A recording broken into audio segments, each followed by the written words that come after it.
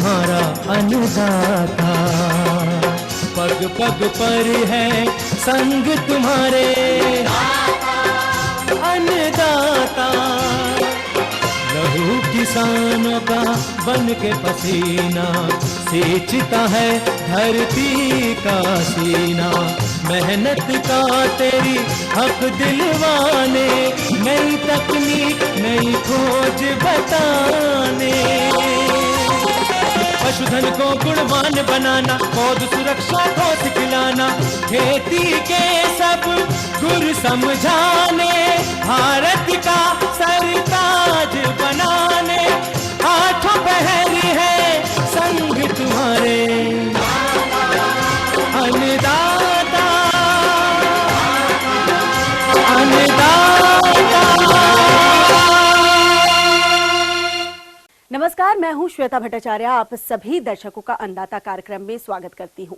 हर रोज की तरह कार्यक्रम में हम लेकर आते हैं खेती बाड़ी से जुड़ी हुई बहुत सी लाभकारी जानकारियां। तो चलिए सबसे पहले देखते हैं क्या है विशेष आपके लिए आज के कार्यक्रम में। ग्वार की वैज्ञानिक खेती पर जानकारी।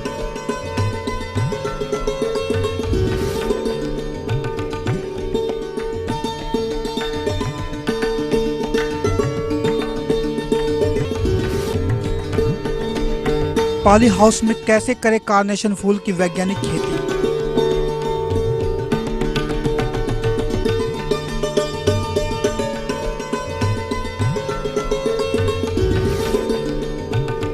फूल गोभी की फसल में किए जाने वाले प्रबंधन कार्य।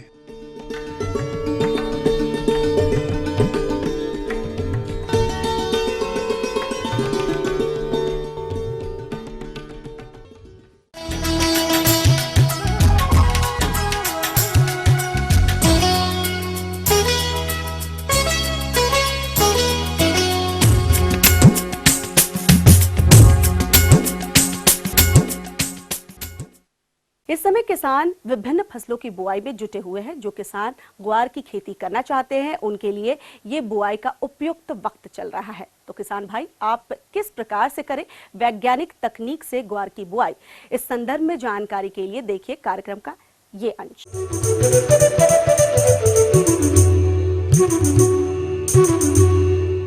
ग्वार की उन्नत खेती। ग्वार हमारे प्रदेश में खरीफ की प्रमुख दलहनी फसलों में से एक है।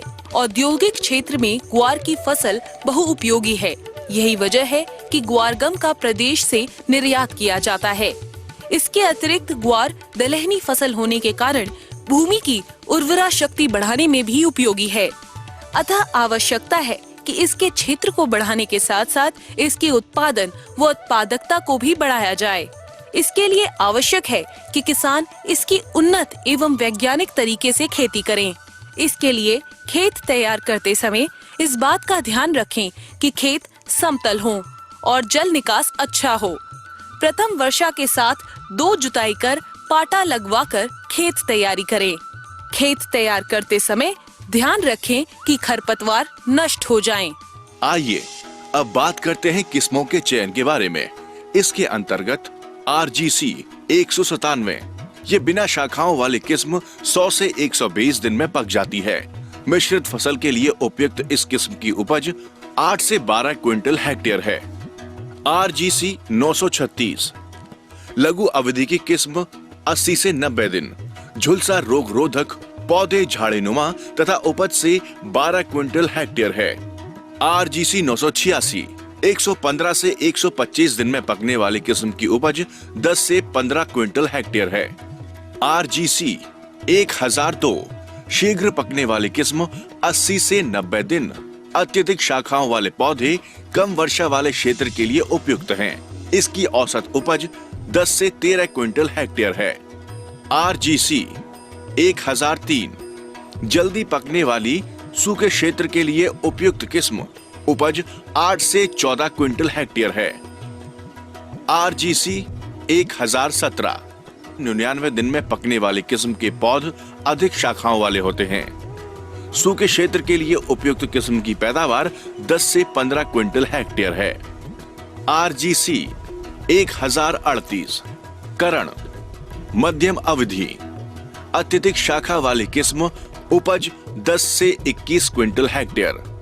आरजीसी 1055 अत्यधिक शाखाओं वाली अर्ध शुष्क एवं असिंचित क्षेत्र के लिए उपयुक्त किस्म। उत्पादन क्षमता 11 से 12 क्विंटल हेक्टेयर। आरजीसी 1066 शाखा रहित मिश्रित खेती के लिए उपयुक्त किस्म। उपज 10 से 14 क्विंटल हेक्टेयर। इसके अलावा किसान HG 365, HG 563 एवं HG 220 इत्यादि में से किसी भी किस्म का बीज लेकर बुआई कर सकते हैं। अंगमारी रोग की रोकथाम हेतु बुआई से पूर्व प्रति किलोग्राम बीज को 2 ग्राम स्ट्रेप्टोसाइक्लिन 10 लीटर पानी की दर से घोलकर 3 घंटे बीज भिगोकर उपचारित करें। जल गलन रोग नियंत्रण हेतु 2 ग्राम कार्बेंडाइजीम द्वारा प्रति किलोग्राम बीज की दर से बीजोपचार करें। ग्वार की फसल में जड़ों में शीघ्र गांठें बनने एवं पौधों को पर्याप्त मात्रा में पोषक तत्व प्राप्त हों, इसके लिए राइजोबियम एवं पीएसबी कल्चर से उपचारित करें।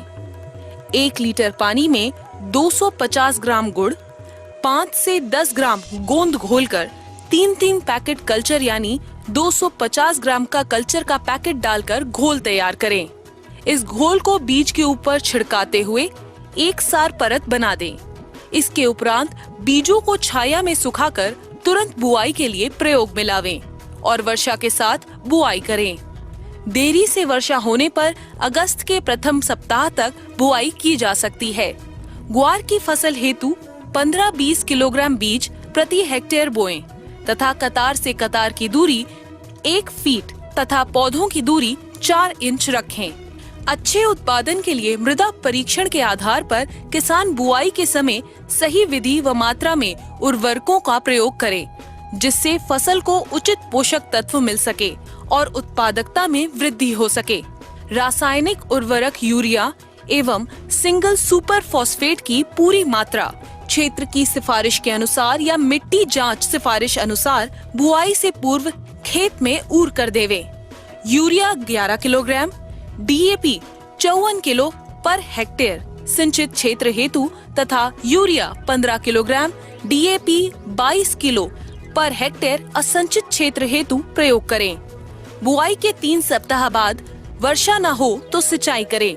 इसके पश्चात पुनः 20 दिन बाद तक वर्षा न हो तो एक सिंचाई और करें। पहली निराई गुड़ाई पौधों के अच्छी तरह जम जाने के बाद 1 माह में ही कर देवें। किसान भाइयों, अब बात करते हैं फसल में लगने वाले प्रमुख कीटों के बारे में, जिसमें मोइला, हरा तेला व सफेद मक्खी इत्यादि रस चूषक कीटों का प्रकोप होता है। ये उड़ने वाली कीट फसलों से रस चूस कर पौधों को कमजोर कर देते हैं तथा पौधों की वृद्धि प्रभावित होती है। इनके नियंत्रण हेतु फसलों पर इमिडाक्लोप्रिड 1 मिलीलीटर प्रति 3 लीटर पानी की दर से छिड़काव करें। रोगों की बात की जाए तो झुलसा रोग में पत्तियों पर भूरे धब्बे बनते हैं, पत्तियां झुलसकर सूख जाती हैं, पौधों की वृद्धि प्रभावित होती है। इसके नियंत्रण हेतु कॉपर ऑक्सीक्लोराइड 50 WP 2.5 से 3 किलोग्राम हेक्टेयर का छिड़काव करें। छाछिया रोग में पत्तियों, तनों, शाखाओं पर सफेद चूर्ण दिखाई देता है, पत्तियां पीली होकर सूखने लगती हैं, पौधों की बढ़वार रुक जाती है। इसके नियंत्रण हेतु फसल पर 25 किलोग्राम गंधक का चूर्ण या 1 लीटर कैराथेन प्रति हेक्टेयर की दर से भुरकाव या छिड़काव करें। अब बात करते हैं फसल की कटाई के बारे में। किसान भाइयों, फसल की पत्तियां पीली पड़ने व फलियों के झड़ने से पूर्व इसकी कटाई कर छोटी छोटी ढेरियों में सुखा देते हैं। पूरी तरह से सूखने के उपरांत थ्रेसर की सहायता से बीज अलग कर साफ सुथरी बोरियों में भर देवें।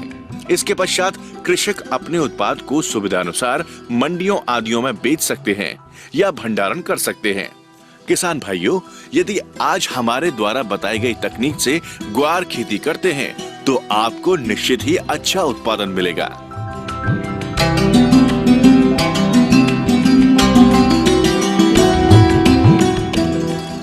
ये थी कुछ उपयोगी जानकारियां। अब लेते हैं कि छोटा सा ब्रेक, जल्द लौटेंगे और कार्यक्रम में आगे है महत्वपूर्ण जानकारियां। बने रहिए हमारे साथ।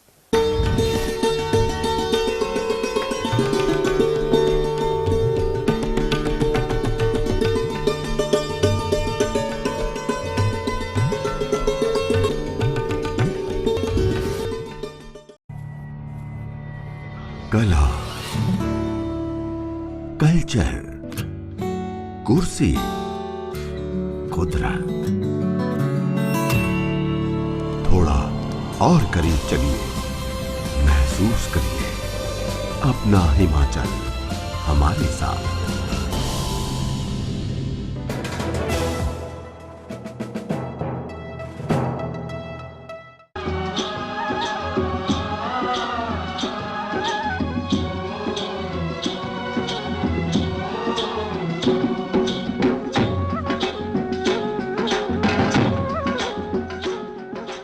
ब्रेक के बाद एक बार फिर से आप सभी दर्शकों का अन्नदाता कार्यक्रम में स्वागत है। बढ़ते हैं अगली प्रस्तुति की ओर।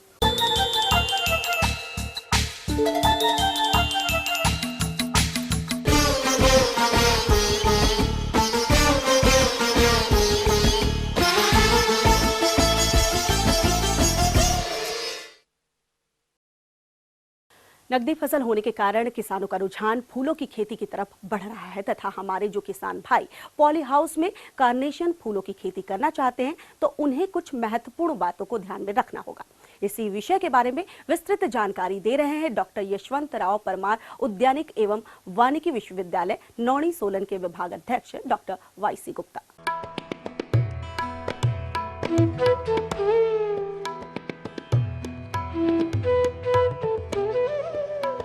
कार्नेशन एक बहुत ही उपयोगी एंड लाभदायक पुष्प सिद्ध हुआ है। पिछले कुछ वर्षों में हिमाचल प्रदेश में पॉली हाउस में सबसे ज़्यादा कार्नेशन की खेती की जा रही है। इस परियोजना में भी हमने इस पॉली हाउस में, जो कि लगभग 1380 स्क्वायर मीटर का है, 9 वैरायटियों को लाया है, जिसमें ग्वेन, आयरिनी, फरीदा इत्यादि इत्यादि, और मुख्य तौर पे लाल रंग की किस्मों की, सफेद रंग की किस्मों की और पीले रंग की किस्मों की ज्यादा डिमांड हो। सफल उत्पादन के लिए मिट्टी का चुनाव सबसे महत्वपूर्ण है। इसके लिए मिट्टी पोषण युक्त उर्वर मिट्टी जिसका पीएच मान 6 से 7 के बीच हो वह सर्वोत्तम होती है। बेड के लिए यदि चिकनी मिट्टी है तो मिट्टी 55%, बालू 15%, कंपोस्ट 30% तथा धान की भूसी 4 किलो प्रति वर्ग मीटर दर होना चाहिए। यदि दोमट मिट्टी है तो मिट्टी 55%, बालू 10%, कंपोस्ट 30% तथा धान की भूसी 2.5 किलो प्रति वर्ग मीटर दर होना चाहिए। अब बात आती है पौधरोपण हेतु बेड की तैयारी। तो बेड की तैयारी के पूर्व मिट्टी को रोग एवं कीट रहित करने के लिए 100 वर्ग मीटर के लिए 7 से 10 लीटर फॉर्मेल्डिहाइड दवा को 100 लीटर पानी की दर से मिलाकर पावर स्प्रे से छिड़काव कर उसे पॉलीथीन शीट से ढककर चारों ओर से दबा दें, जिससे मिट्टी में पड़ी दवाइयों से बनने वाली गैस बाहर न जाए। 3 से 4 दिन बाद पॉलीथीन शीट हटाकर मिट्टी में पानी भर दें तथा 3 से 4 दिन तक लगातार फावड़े की सहायता से पलटते रहना चाहिए। सुगमता पूर्वक सभी कृषि कार्य संचालन होने के लिए रेज बेड पर की जाती है और बेड की ऊंचाई 45 सेंटीमीटर तथा बेड की चौड़ाई 60 सेंटीमीटर एवं दोनों बेडों के बीच की दूरी 30 सेंटीमीटर होनी चाहिए। जहां तक खाद उर्वरकों की उपयोग की बात है तो बेड तैयार होने के बाद बेसल उर्वरक रूप में single super phosphate 2.5 kilogram magnesium sulphate, आधा किलोग्राम बायोजाइम ग्रेन्यूल्स, 200 ग्राम ह्यूमिगार्ड ग्रेन्यूल्स 200 ग्राम प्रति 10 वर्ग मीटर की दर से बेड के ऊपर की सतह में मिला देना चाहिए। कार्नेशन को लगाने से पहले जब पॉली हाउस तैयार हो जाता है, इसकी मिट्टी में हम 2 भाग मिट्टी, 1 भाग गोबर की खाद और 1 भाग रेत डालते हैं। जब ये मिक्सचर पौधे लगाने से पहले इसमें मैंने जैसे बताया ट्राइकोडर्मा विरिडी को मिलाया गया, जो कि 2 से 5 ग्राम पर स्क्वायर मीटर मिलाया गया था, और इसमें हमने पौधे से पौधे की दूरी 15 सेंटीमीटर और लाइन से लाइन की दूरी 15 सेंटीमीटर, इस तरह से कुल मिला के 32 से 36 पौधे इसमें 1 स्क्वायर मीटर में आते हैं। और इसको आमतौर पर तब लगाया जाता है जब हमारे पास जो तापक्रम है 15 डिग्री सेंटीग्रेड से 25 डिग्री सेंटीग्रेड के आसपास होता है, तब इसमें पौध जो है बहुत ही अच्छे ढंग से स्थापित होती है। पौधों को लगाने के 40 दिन के बाद इसमें हम पिंचिंग करते हैं। पिंचिंग का मतलब इसके जो 5 नोड होते हैं उनके 5 नोड पे हम इसको ऊपर से काट देते हैं, जिससे कि इसकी वनस्पति वृद्धि हो। और इसके बाद इसमें उपयुक्त मात्रा में हर हफ्ते हम दिन में 5 बार जो हमारे घुलनशील तत्व है, नाइट्रोजन, फॉस्फोरस, पोटास और जो माइक्रोन्यूट्रिएंट है, उनको फर्टिगेशन द्वारा देते हैं। क्योंकि कार्नेशन में फ्यूजियरियम एक ऐसी बीमारी बहुत ज़्यादा आती है, तो उसका उपचार जो हम पहले पौध लगाते हैं ट्राइकोडर्मा विरिडी से किया गया था, इसलिए कम से कम होता है। बीच बीच में हर 15 दिन के अंतराल पे हमें इसको डाइथिन M45 बेबस्टेन से भी स्प्रे करते हैं। जब पौधों को पूरी तरह से हम देखभाल करते हैं तो पौधा में पुष्प आने लग जाते हैं। तो इसको हम किस अवस्था में काटें, सबसे बहुत ज़्यादा मुख्य बात है कि कब कार्नेशन को तोड़ा जाए। तो ये जैसे पुष्प दिख रहा है, इसकी ये पेंट ब्रश स्टेज है, इस स्टेज पे हम तोड़ते हैं। ये जो स्टेज है ये लोकल मार्केट के लिए है, ये लोकल मार्केट के लिए है। अगर हमने इसको दिल्ली, बॉम्बे, बेंगलोर या बाहर के देशों में भेजना है तब हमें इसको इस स्टेज पे निकाला जाता है, जिसको पेंट ब्रश स्टेज करते हैं। और इसको लगभग नीचे से, जैसे आप देख रहे हैं, नीचे से 2-3 गांठें छोड़ के इस पुष्प को हम एक जर्क द्वारा निकाल देते हैं। और इसी तरह की बाकी किस्मों को भी निकाल के पानी की बाल्टी में रख देते हैं। जैसा कि आप देख रहे हैं, ये पानी की आधी भरी हुई बाल्टी है, इसमें हमने पुष्पों को काट के इसमें भर दिया है। और आप जैसे देख रहे हैं, कुछ अब नज़दीक की मंडियों के फूल हैं, कुछ दूर दराज के जाने के लिए, दूर के जैसे दिल्ली मार्केट में हम फूल भेज रहे हैं, वो उनके लिए तैयार है। अब इन फूलों को यहाँ से एकदम हम प्री कूल चैम्बर में ले जाते हैं। प्री कूल चैम्बर में 6 डिग्री सेंटीग्रेड से 8 डिग्री सेंटीग्रेड पे रखने के बाद 4 घंटे के बाद हम बाहर इसकी ग्रेडिंग करते हैं और फिर डिब्बाबंदी करके इनको वातानुकूलित वाहन द्वारा मंडियों में भेजा जाता है।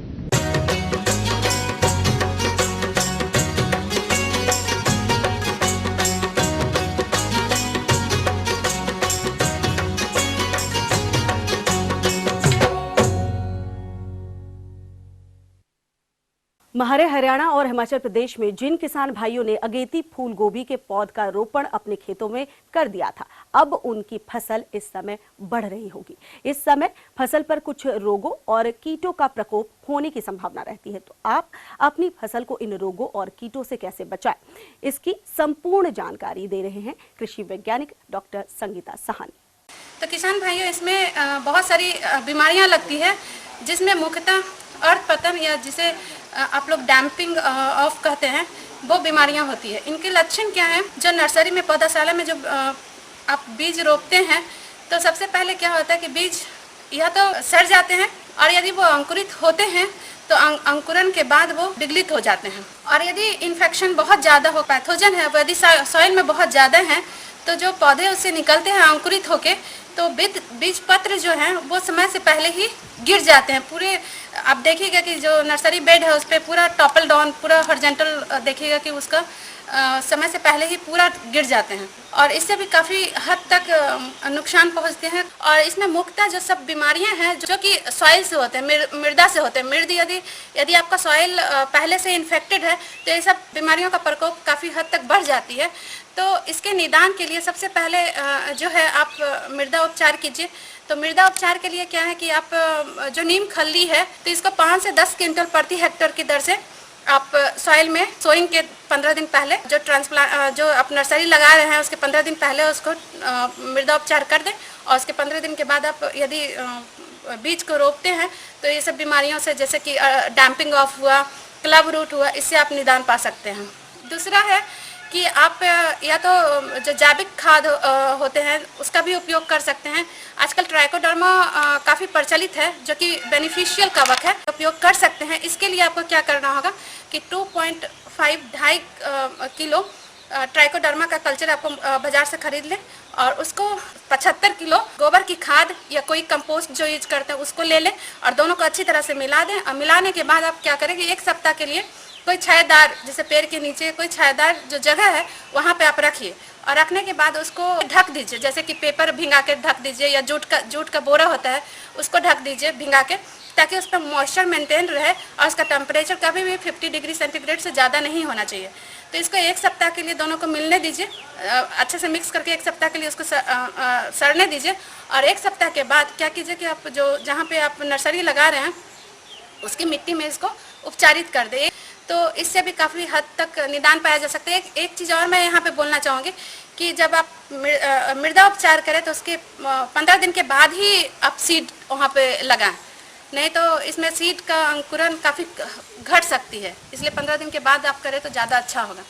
अब दूसरा है कि हम बीजोपचार भी कर सकते हैं, जैसे कि जो जैंथोमोनास कैम्पेस्ट्री आपको हम बताएं, काला बिगरन, ये जो होता है जो कि आपके बीज संक्रमित होने से होता है। तो सबसे पहले आप ध्यान दीजिए कि आप जो बीज लगा रहे हैं वो स्वस्थ हो, और इससे बचने के लिए एक उपाय और है कि आप बीजोपचार करें। तो बीजोपचार के लिए मार्केट में बहुत सारे केमिकल्स हैं, जैसे कि आपका कैप्टन हुआ, थायरम हुआ, बेबिस्टिन हुआ, ये सब कवकनाशी का उपयोग कर सकते हैं। इसका जो रेट होता है, डोज है, अब 2 ग्राम प्रति किलो सीड के दर से इसको उपचारित करके और फिर आप फील्ड में लगा सकते हैं, नर्सरी में लगा सकते हैं। और तीसरा है कि आपने मृदा उपचार कर लिया, सीड उपचार कर लिया, इसके बाद भी डिजीज आती है तो आप इसको फोलियर स्प्रे भी कर सकते हैं। इसके बाद भी आता है तो आप छिड़काव भी कर सकते हैं।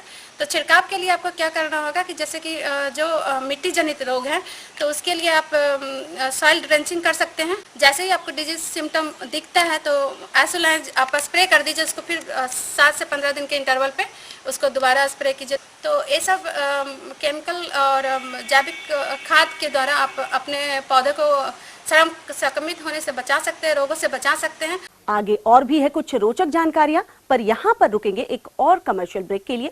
जल्द हाजिर होते हैं।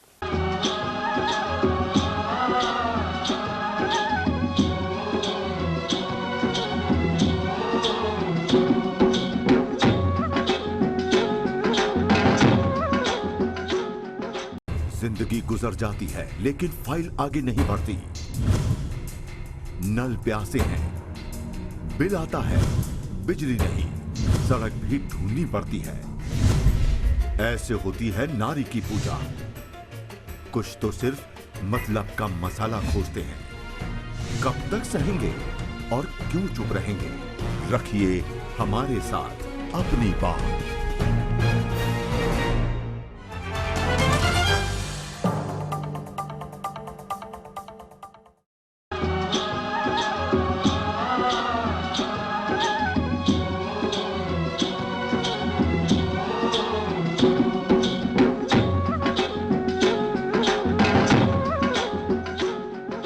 ब्रेक के बाद आप सभी दर्शकों का स्वागत है। चलिए अब रुख करते हैं अगली कड़ी की ओर।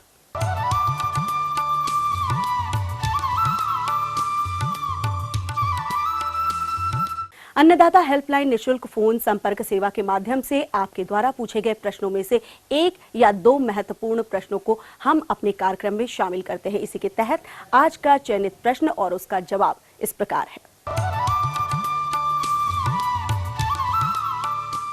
जो हमारे फल उत्पादक किसान भाई हैं जिन्होंने बगीचा अनार का लगा रखा है, तो उन किसान भाइयों से मेरा आग्रह है कि अगर उसमें बोर्डो पेस्ट की पुताई नहीं की है तो वो किसान भाई तत्काल पौधे की छटाई करके और उसमें तने पे बोर्डो की पुताई कर दें, जिसमें नीला तोता और चूना लेना है और उसके द्वारा 1:1 में नीला तोता चूना बराबर लेके और उसके बाद उसको मिला के और उसकी पुताई कर दें। दूसरा किसान भाई को देना है, जैसे ही बरसात होती है कि हमारे जो जितने भी भूमिगत कीड़े हैं, पत्ती खाने वाले कीड़े हैं, रस चूसक कीड़े हैं, ये एक साथ पौधे के ऊपर अटैक करते हैं। तो मेरा किसान भाइयों से आग्रह है, तो एक तो खेत की जुताई वगैरह करके उसको खेत को बिल्कुल खरपतवारों से विहीन कर दें या खरपतवारों को बिल्कुल नियंत्रित कर दें। दूसरा ध्यान रखना है कि COC जो आता है, कॉपर ऑक्सीक्लोराइड, इसकी 3 ग्राम दवा प्रति लीटर पानी के मान से घोल बना के और पूरे पौधे पे छिड़काव करना बहुत जरूरी है ताकि हमारा पौधा स्वस्थ रहे। प्रत्येक पौधे पे 1 तगारी यानी 10 से 15 किलोग्राम पकी हुई सड़ी हुई गोबर की खाद FYM लेनी है, या केंचुआ की खाद है तो 5 किलोग्राम केंचुआ की खाद लेनी है। और प्रत्येक पौधे पे कम से कम जो इफ्को उर्वरक आता है जिसमें NPK तीनों उर्वरक 12, 32, 16 रहते हैं, उसकी कम से कम 400 से 500 ग्राम मात्रा प्रत्येक पौधे के मान से उसके पौधे की गुड़ाई करें, थाला बना के और पौधे में मिला दें ताकि उसके पोषण की पूर्ति हो सके। साथ ही साथ जो किसान भाई अगर बाहर ले रहे हैं, उन्होंने बाहर सेट कर रखी है, उसमें किसान भाइयों को ध्यान रखना है कि अगर आपके नर फूल अगर अधिक आ रहे हैं तो ऐसी स्थिति में जो नत्रधारी उर्वरक है उसको कम से कम मात्रा में देना है, और जो हमारी पोटेशियम उर्वरक है या फास्फोरस वाले धारी उर्वरक हैं उन उर्वरकों का उसमें साथ ही साथ प्रयोग करना है। साथ ही साथ पौधे के ऊपर कई किसान भाई तादाद से ज्यादा संख्या में फल ले लेते हैं। तो ऐसी स्थिति में किसान भाइयों को ध्यान रखना है कि पौधे की उम्र के अनुसार पौधे को कितना आपने पोषण दिया है उसके अनुसार ही फलों की संख्या को सेट करें ताकि हमारा उच्च गुणवत्ता का फल प्राप्त किया जा सके।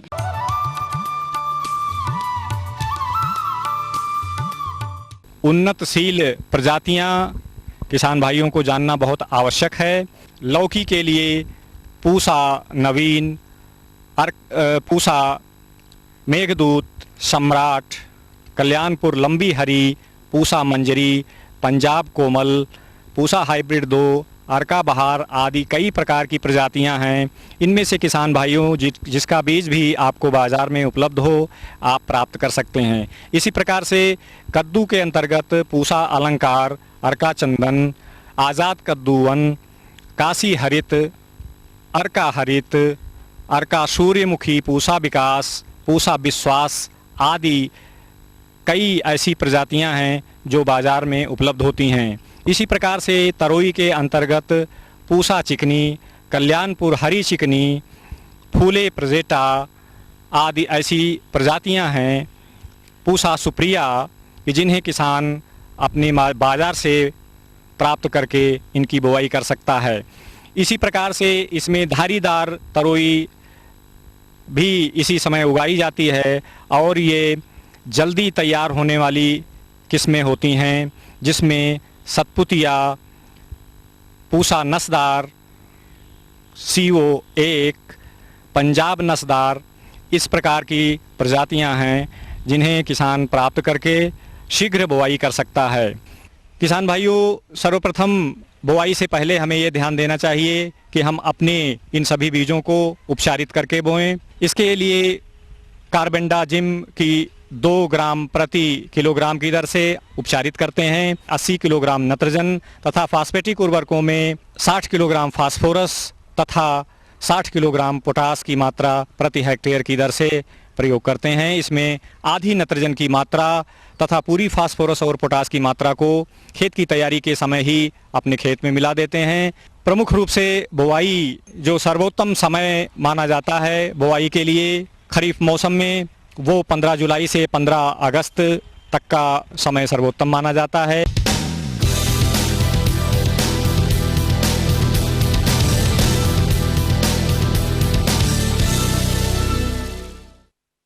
राज्य के विभिन्न मंडियों में कृषि उत्पादों के चढ़ते उतरते बाजार भाव की संक्षिप्त जानकारी इस प्रकार है।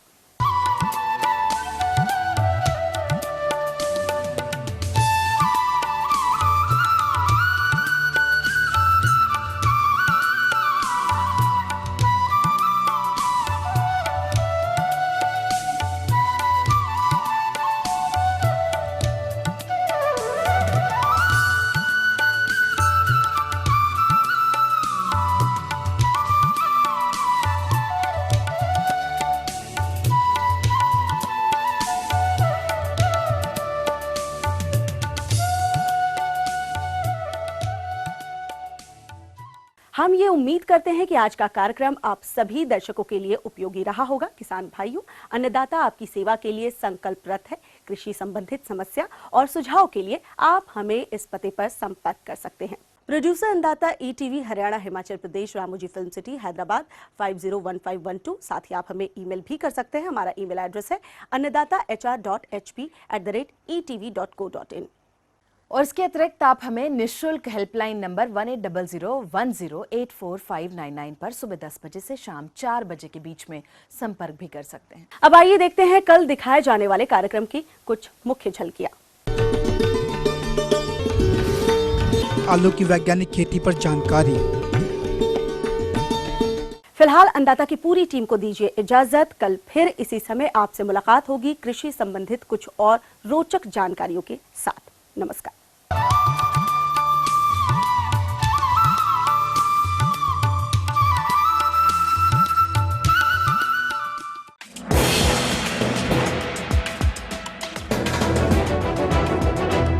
आप देख रहे हैं ETV न्यूज हरियाणा हिमाचल प्रदेश, खबर ही जीवन है।